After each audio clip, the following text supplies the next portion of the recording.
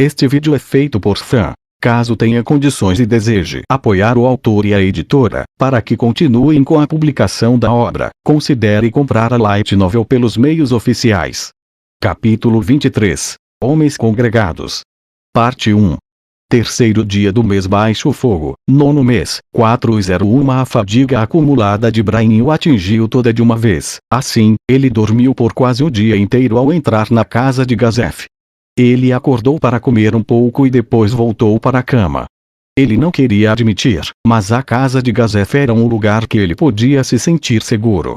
Ele sabia que mesmo seu rival Gazef não poderia suportar o único golpe daquela vampira chamada Shautier, mas a casa de seu antigo inimigo era agora o lugar mais seguro do mundo. Sua tensão agora estava aliviada, o que permitia que dormisse profundamente. A luz que atravessava as frestas da janela escura atingira o rosto de Brahim. A luz despertou Brahim de seu sono sem sonhos. Ele abriu os olhos, mas os raios penetrantes fizeram com que ele fechasse os olhos novamente. Ele estendeu a mão para bloquear a luz do sol. Brahim apoiou-se em um braço e depois pendulou as pernas para se sentar ao lado da cama. E, como um rato assustado, ele olhou ao redor do quarto.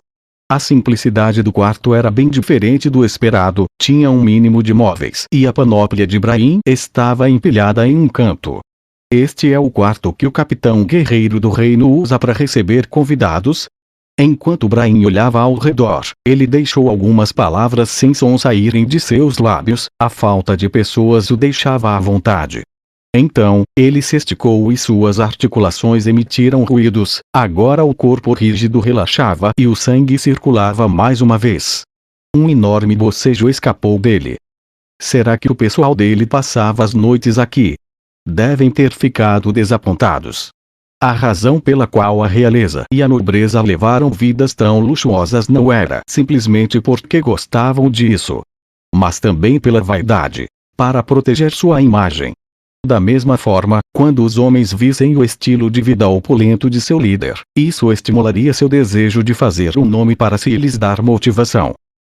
Quem sou eu para dizer uma coisa dessas? Murmurou Brahim. Então ele bufou, mas foi dirigido a si mesmo e não a Gazef.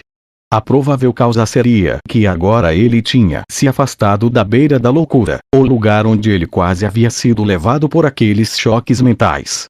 Pensar que ele estaria realmente pensando em assuntos tão triviais. Enquanto Brahim pensava naquele poderoso monstro, ele percebeu que não conseguia parar os tremores em sua mão. Como eu pensava. O terror abissal que se agarrava ao seu coração ainda não havia sido removido. Shautier Bloodfallen. Um ser de poder absoluto, alguém que até mesmo Brahim, que havia abandonado tudo em prol de aprimorar suas habilidades com espadas, não poderia se equiparar. Ela era um monstro entre monstros. Ainda assim, alguém cuja aparência era a soma total de toda a beleza do mundo. Ela era alguém que exercia o poder verdadeiro. Uma emoção de medo perfurava seu coração com a mera lembrança de seu semblante. Ele havia vivido em constante terror da perseguição daquele monstro e, assim que chegou à estrada para a capital real, não havia dormido nem descansado, apenas ficou fugindo para salvar sua vida. O espectro de seu algoz, Shautier, aparecia diante dele quando dormia, e a noite pareceu desnorteá-lo enquanto corria pelas estradas. Esmagado sob essa inquietação, ele não conseguira ter uma boa noite de sono. Tudo que ele podia fazer era correr como se não houvesse mais nada no mundo para ele. Ele havia escolhido fugir para a capital real porque acreditava que poderia se mesclar entre as massas de pessoas e despistá-la de seu rastro. No entanto, ele não pensava no pesado custo que sua exaustiva fuga lhe causaria, ou a falta de autopreservação que se desenvolverá como resultado. Encontrar Gazef foi um desenvolvimento inesperado. Talvez Brahim tenha imaginado que Gazef pudesse eliminar Shautier, e assim suas pernas inconscientemente o trouxeram em busca de seu rival. Entretanto, ele não sabia que resposta buscava. O que eu faço agora? Ele não tinha nada. Ele abriu as mãos. Mas estavam vazias. Ele olhou para sua panóplia de guerra no canto do quarto. Ele obteve uma katana para triunfar sobre Gazef. Contudo, o que ele faria depois de vencer Gazef? Agora que sabia da existência de uma criatura com várias ordens de magnitude mais poderosa que ele. Se não pudesse derrotar o dito ser, qual era o ponto de triunfar sobre aqueles que estavam abaixo dele? Melhor eu ir arar alguma terra, acho que só restou isso para mim. Quando estava prestes a zombar de si mesmo, Brian sentiu alguém do lado de fora. Glaus, já acordou? Parece que sim, né? Essa voz pertencia ao dono da casa. Astronov. Já levantei.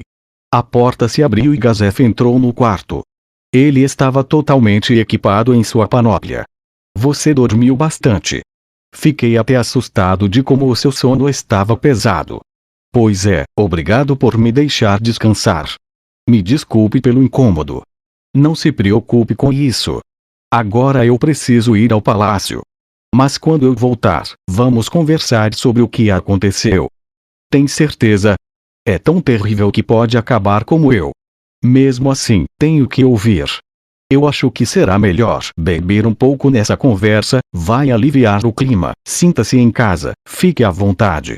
Se ficar com fome é só pedir à criadagem, eles cozinharão alguma coisa.